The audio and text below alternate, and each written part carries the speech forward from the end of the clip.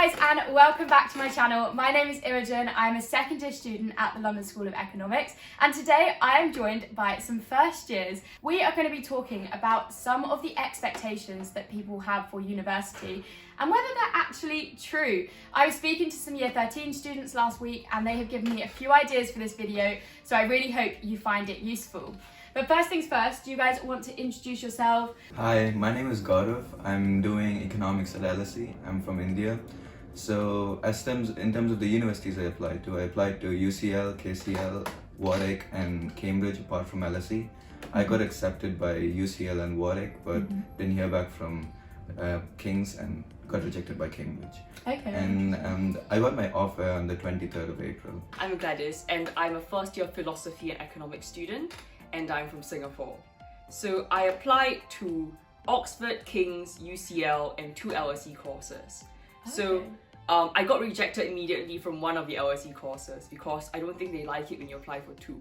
Because you apply for 2, that means that you're okay with either one, and they want you to be sure which one you want to do. So I got rejected from the other LSE course. What was that? PPE. Okay. Yeah, but it was okay because PPE is 4 years and my current course, philosophy econ, is 3 years. Yeah. So it's not so bad. And I got accepted by King's, I got rejected by UCL, got rejected by Oxford as well. But at least I got accepted by LSE. So Hello, my name's Samuel. I'm studying BSc Politics and I'm from Birmingham. I initially applied to the University of Birmingham, Coventry, UCL and 2 courses at LSE.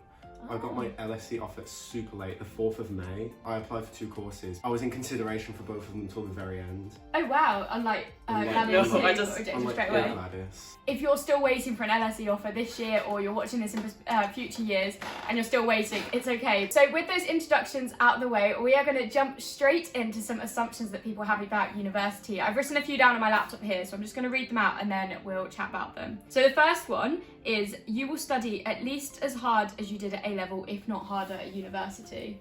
I think because I studied in Singapore and the A-levels you do in Singapore is just, I don't know, just A-levels and steroids. It was so difficult. And I was pulling, I think 16 hour study days every single day because it was just so difficult. So when I came here, I just felt like I was on holiday. Like I think I spent the whole week on holiday. Seriously. Yeah, so I think that, I don't know, I think even though LSE is considered one of the hardest universities, Yeah. I found it so much easier than Singapore. That's Yeah, for all crazy. Singaporeans, please come to the UK, it's great. I don't think I've ever done a 16-hour study day. Have you? No. No, I've never ever done 16 Well, hours in one day. I have the That's forest impressive. app to prove it. Oh, okay. On the trees. Oh my goodness. We're growing the trees. What about you, Gaurev? Actually, I think it's been easier as well than A-levels. The courses are made simpler here and it's introductory courses for the first year now. Yeah, true. So it might be getting harder the next year and the 3rd year. A lot of stuff to do with A-levels is memorization, but here it's like, if you don't remember something, it's pretty much okay because you've just got your notes. And like, unless you have an exam, memory like slowly gets replaced by analysis. Yeah. Basically. As you go from GCSE, it was like really all about being able to just regurgitate content. You kind of then, as you move through and it gets harder, it's more focused on application. That's what I found anyway. The next one is freshers will be the best week of your life. How did you find your freshers week? My freshers week was actually amazing. So I met a lot of interesting people during the freshers week who I'm still friends with. I think that I enjoyed freshers, not because of the events, but just because you get to meet so many new people. But during freshers, everyone's talking to each other. You have to really put yourself out there, don't you? Yes, it was. Yeah, I was quite in culture shock, but I think I got through it. I got through it over time. Yeah. As a foreigner here, as an international student, is really the time to make the friends that you need to stay in this country. So you all had a pretty good experience of freshers. Would you say that it was like your best week at university yet? Because a lot of people talk about freshers being kind of like overhyped. I actually thought that the weeks after freshers, like when everyone still had a lot of energy, but we were already settling down, I guess that was actually a very nice time. So you just really get to know people better. While during freshers, like people's faces were just passing in a blur. Yeah, you move past that conversation of like, where are you from, what are you studying, what's your name? Next one is you will join and be an active member of lots of societies. Have you joined societies and how have you found them? Yeah, I've joined 3 societies, the LSE Business and Investment Society, then the LSE Oxfam Society, and then London Strategy Group, it's a consulting society. So they're mainly academic societies. Interesting. I think for me, I mostly joined interest-based societies like tea society, debate society, that kind of stuff. And I think with the societies, they get funding from LSE. Yeah. And that is a plus That's true. because that means that some things will be a bit cheaper. Yeah, subsidised events through societies are good. But the thing is, I don't think I spent a lot of time in societies because I just wanted to do my own thing. Like the academic and like professional oriented societies, those are like a lot more demanding of your time. Yeah. And I wouldn't say they're like similar to a module, but you're gonna have to like treat them as in tandem with your modules to like try and get the most out of the opportunities that the academic societies bring you. The next assumption we've got is that you will get on really well with all of your classmates and become instant best friends with everybody in your hall. Everyone's nice. That's like the main thing that I'm gonna start with, but Yeah. you're not gonna like suddenly go away and become like best friends with everyone because LSE's like, I don't like to use the word polarized, but very, very different. Yeah, you're not going to click with everyone. And especially when it's like 70% international and like even within like the UK context, people come from so many different backgrounds. I agree with Sam. I think that actually everyone is quite friendly, alright? But the thing is, you don't necessarily vibe with people. It's almost impossible to make friends in classes because Yeah. the classes here are only 1 hour, and then right after that, you should leave the classroom to make room for the next class. Yeah. And because of that, you don't even get to talk to your classmates. So would you say being in an LSE Hall of Residence is the best way to go? We're all in LSE Halls of Residences. Have you found that to be a positive experience?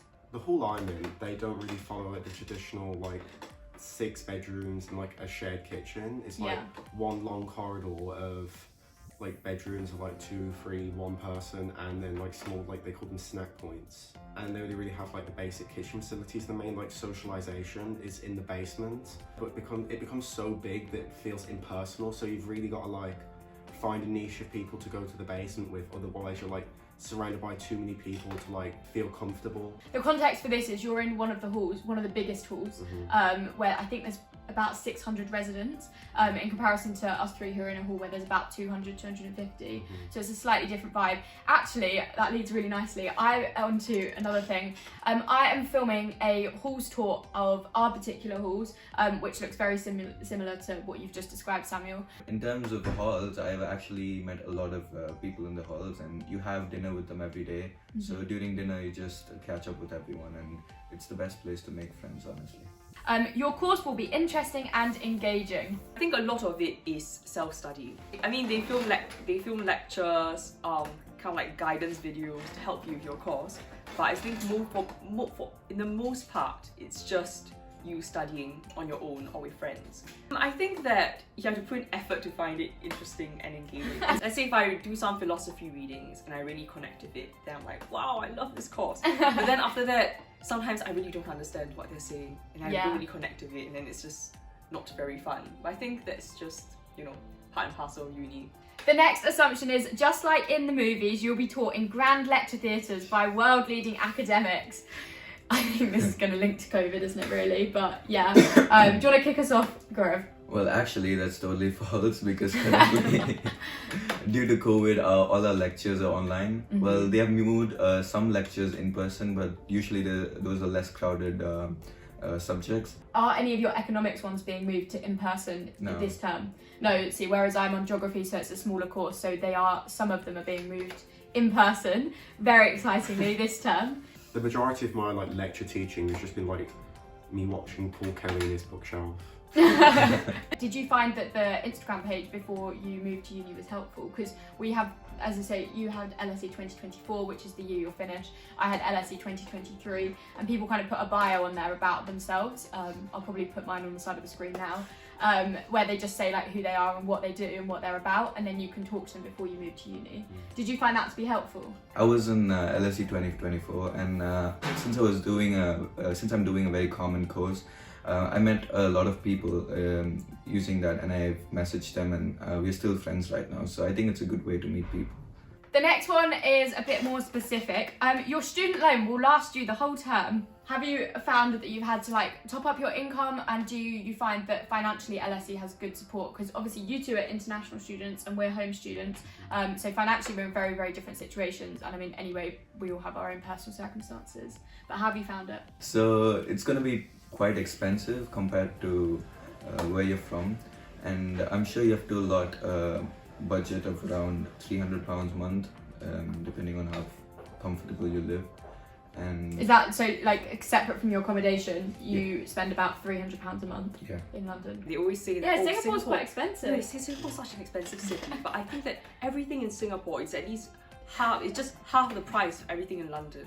I took the tube here, and it cost me £2.50, and that's like the exact same amount that I would have paid for like a day ticket on every single bus for the whole day where I'm from in Birmingham. Honestly, the tube takes half my Yeah. student loan, I think, at this Mm. point. So for me, I'm supported by my parents, very Mhm. fortunately, but London's very, very expensive. And so because of that, you know, I think as a student, I have to really learn how to budget. Obviously, Gladys, you're really lucky to be supported by your parents, but there is financial support for students, both home students and international students. You can find out more about this on the webpage, but as a home student, we obviously have a student loan. Do you find that that's enough to support you through uni? I'm like a low-income student on a scholarship, Mm-hmm. and the scholarship covers my maintenance and half of my tuition fees. And Oh, amazing. yeah, it's been great in that I don't have to worry about like paying back my student loan, Yeah. and it's like given me like a foundation where I can focus solely on like university work and Yeah. networking, and I'll only get a job if I want to have extra income or like put it on my CV, and not for like the necessity of living in like such an expensive city. The next one is your lecturers will be wise and inspiring. How have you found the quality of teaching? Well, actually, to be honest, I don't watch my lectures. So we get lecture notes every week, so I just read through the lecture notes because it's much more convenient, and watching just requires a lot of time. Or do you not I attend? sneakily agree. I do not attend the lectures after. Mostly, I'll skim through the lecture slides and take the majority of what I need from the lecture slides. But if I'm going to do like an essay on it, or like Yeah. assess myself on it, I'll meticulously go through the lecture recordings. If you go on Echo 360, like the lecture like recording platform, and your lecture is an hour and a half, and you're planning to lecture, like blot out 4.5 hours, you're not going to get through it in an hour and a half because it's so like dense. So only Please like, tell me you have found the double speed button on Echo 360. I found it, but then like I just watch it twice. Yeah, because I your can't lecturer's get talking through like a chipmunk. It's like, oh my word. it. Yeah. Most of the time, it just feels like you're watching like a YouTube video. I think if you just watch a Zoom lecture, it's just like a very poorly filmed YouTube video because they're honestly just filming on their computers. Yeah. The next assumption, particularly I think this is relevant to LSE, is all the other students on your course will be super clever. They'll be like completely involved in kind of hustle culture, applying for internships from day one of university. How have you found the culture at LSE generally? Because I'm on like more of a qualitative degree, those assumptions are mostly based on like quantitative, BSc Finance, BSc Economics. Yeah. I've seen like people in year 12 with like fleshed out LinkedIns because like they go to like good private schools or they're international schools, but like when you come from like a comprehensive, they don't focus on like more elite universities. I didn't really use my LinkedIn till I got here because the like expectation of LSE is that a student at LSE will ask for your LinkedIn before they'll ask for your number or your Instagram. Go on, Gladys, what have you found? I think LSE just shows one extreme of university student culture. So if you look into, let's say, of course, the qualitative courses, you'll definitely find people who are just extreme hustlers, I think. You just have to remind yourself, this is one end of the spectrum. And like the rest, like 99% of the student population are not like that. I think I met people who are also a bit more comfortable with not having 3 internships lined up. The joke is geography is just colouring in, and I still feel stressed about the fact that I haven't got 4 internships this summer. Gaurev, you're obviously on the economics course, like the LSE course, where supposedly everybody is obsessed with their internships, their spring weeks, their grad jobs. How have you found it? Well, actually, before coming to LSE, I was quite active in student room. And in student room, I found from people saying that LSE is very toxic. You just meet people who are not nice, people who steal your applications. Well, it's not really true. I'd say like around 10% of students in my course would be like that, being very interested in getting spring weeks. I've also seen people who are very interested in research and economics, and people who are interested in consulting in different sectors. Also people like me who don't even know what they want to do.